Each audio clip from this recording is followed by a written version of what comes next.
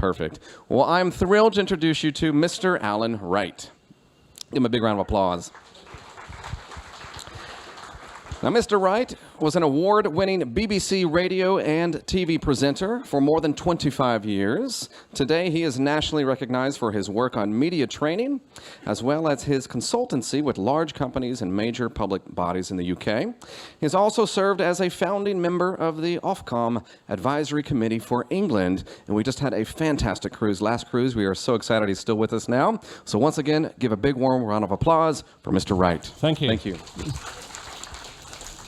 Thank you so much, Aaron, for that lovely introduction, and a very, very good evening, and especially for guests who've been flying all day. You look absolutely wonderfully fresh.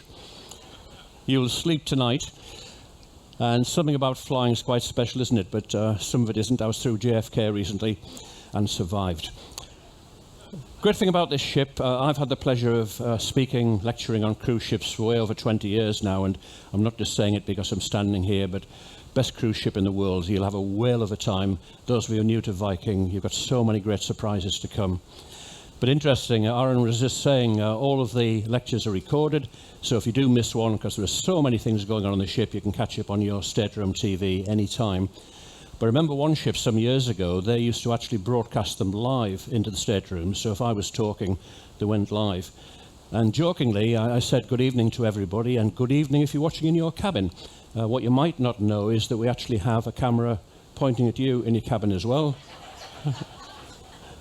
And the lady on the first stateroom on deck 3 might like to put her top on.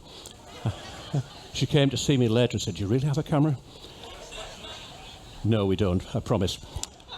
So, a gentleman in the audience was asking about this photograph. I promise this is a photograph. It looks like some clever photoshopping, but it isn't. And it was last year, I think we've had them all over the world at odd times. The astronomers call it a blood moon. Apparently the sun reflects some odd rays which bounce off. And again, my astronomer friends tell me that the moon from the Earth is always the same size visually, but as it gets closer to the horizon it looks bigger. So that was looking across London. So what I've tried to do, I should say first of all, you might have gathered I'm English. I'm the kind of what Hugh Grant could have been if he'd worked harder. But I'm just testing your sense of humour as we go. But the thing about being English, of course, this is my home patch, and we live in northeast England, so about 250 miles north of here. So a couple of days ago, coming back from Shetland, Orkneys and Edinburgh, we were passing my home patch, so I got the entire town to line up on the seafront and wave. And I said to our lovely captain, "Could you bring the ship in very close?" He said, "What could possibly go wrong?" But they did promise and they waved.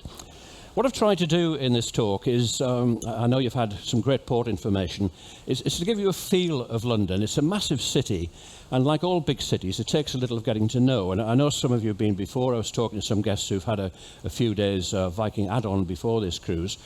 And I remember the first time my wife and I went to New York City, and you look at the map and you think, this isn't a city, it's a country, you know, trying to find your way around. But just to give you a flavour, perhaps one of the things which really sums up London is our tube train subway system. I love that picture. It looks uncluttered, clean and polished.